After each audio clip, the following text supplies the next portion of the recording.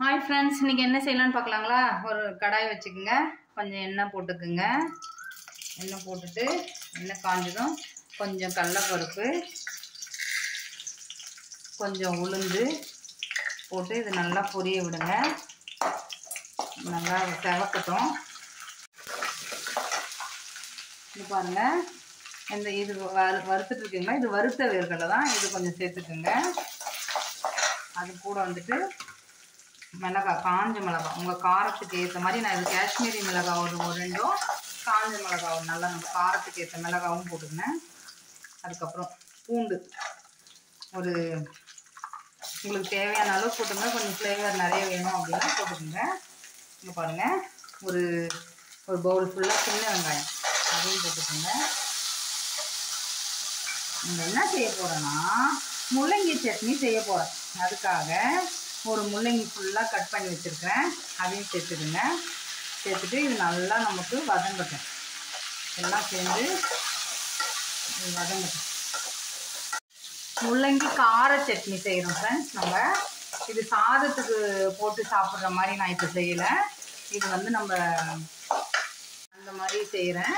இது நல்லா நமக்கு வதங்கி வரட்டும். பூண்டு இந்த முள்ளங்கி அந்த ஸ்மெல்லு, ரா ஸ்மெல்லாம் நமக்கு போகணும். இது நல்லா வதங்கட்டும் நமக்கு.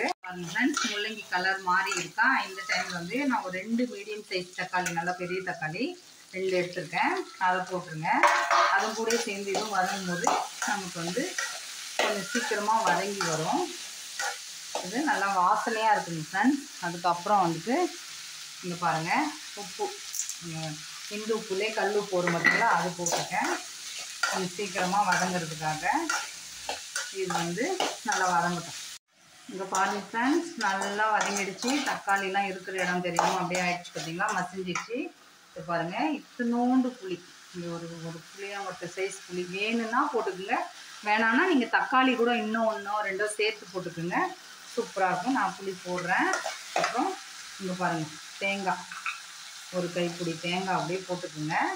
அதையும் போட்டு இது கொஞ்சம் நம்ம எல்லாமே வதங்கிடுச்சுங்க ஃப்ரெண்ட்ஸ். இப்போது இதளவுக்கு அப்படியே நம்ம ஓரளவுக்கு வதக்கிட்டு இதை ஆஃப் பண்ணிவிட்டு இது நம்ம வந்து அரைச்சி எடுத்துகிட்டு வந்துடலாம். இங்கே பாருங்கள், இந்த அளவுக்கு இப்படி எடுத்துருங்க. இது கொஞ்சம் வந்து பொறுமையாக தான் போடணும், ரொம்ப ஃபாஸ்ட்டாக வச்சு போடாதீங்க. திருப்பி அப்போ தான் அந்த, ஏன்னா நம்ம வந்து இது அரிசி சேர்க்கல இல்லைங்களா, நம்ம வந்து சுண்டல் தானே சேர்த்துருக்கோம்.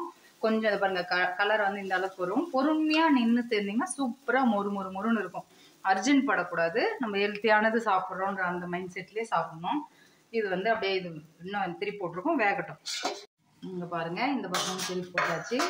இப்படி ஒன்றா பொறுமையாக அப்படியே ஊற்றிக்கிங்க. இப்போ நான் 2வது தோசை சொல்கிறேன் பார்த்தீங்களா. இங்கே பாருங்கள், இப்படி இது கொஞ்சம் இப்படி வர மாதிரி தான் இருக்கும். தேய்ச்சி விட்டுடுங்க, நமக்கு அப்படி தான் தெரியும். அவ்வளோதான். பாருங்க, நான் இதுக்கு வந்து முள்ளங்கி சட்னி வச்சுருக்கேன். இது வந்து அவ்வளோதான். சூப்பராக அதை பார்த்தீங்களா, முருவலாக இருக்குது. உங்களுக்கு வேணும்னா கொஞ்சம் அரிசி அந்த மாதிரி போட்டு இது பண்ணதானா கூட செஞ்சுக்கோங்க. நான் இப்படி தான் செய்வேன். செம்மையாக இருக்குது பாருங்கள், சூப்பராக இருக்குங்க ஃப்ரெண்ட்ஸ். முள்ளங்கி சட்னி நமக்கு வந்து கொண்டக்கடலை தோசை கண்டிப்பாக ட்ரை பண்ணி பாருங்கள். ஹெல்த்தியான டிஷ்ஷு. நம்ம குழந்தைங்களுக்கு வந்து ஓரளவுக்கு நம்ம கொடுக்குறது இந்த மாதிரி கொடுத்தா நல்லாயிருக்கும். லைக் பண்ணுங்கள், ஷேர் பண்ணுங்கள், சப்ஸ்கிரைப் பண்ணுங்கள். நெக்ஸ்ட் வீடியோவில் பார்க்கலாம். பாய். பாருங்கள், சட்னி நம்ம அரைச்சாச்சு பார்த்தீங்களா, சூப்பராக இருக்குது. நல்லா இங்கே பாருங்கள், இந்த அளவுக்கு நீங்கள் தண்ணி இன்னும் வேணால் நீங்கள் தண்ணி விட்டு கூட வச்சுங்க. இப்போ நம்ம தாளிக்க போகிறோம். கடாயை வச்சுங்க, கொஞ்சம் எண்ணெய் போட்டுக்குங்க. கடுகு, சீரகம், ஒரு வரமிளகாய் அப்படியே கட் பண்ணி போட்டுக்குங்க. கொஞ்சமாக பெருங்காயம், கட்டி பெருங்காயம் இருந்தால் அதிலே கூட நீங்கள் போட்டுடலாம். என்கிட்ட இல்லை, அதனால் நான் இப்போ சேர்க்குறேன்.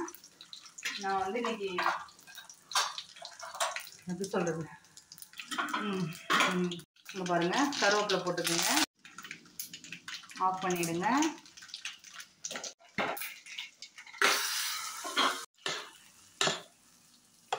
இந்த வீடியோவும் எடுத்திருக்கேன். இது வந்து இதுங்க ஃப்ரெண்ட்ஸ், மூக்கல்ல தோசை தான் செஞ்சுருக்கேன் நான். அதுக்கு தான் என் பாப்பா வாயக்காட்டியாவது. சூப்பராக இருக்குங்க ஃப்ரெண்ட்ஸ். கண்டிப்பாக என்ன துவையல் வந்து முள்ளங்கி அவ்வளோதான் ஃப்ரெண்ட்ஸ். ட்ரை பண்ணி பாருங்கள். வீட்டில் எப்படி வந்ததுன்னு சொல்லுங்கள். லைக் பண்ணுங்கள், ஷேர் பண்ணுங்கள், சப்ஸ்கிரைப் பண்ணுங்கள். நெக்ஸ்ட் வீடியோவில் பார்க்கலாம். பாய்.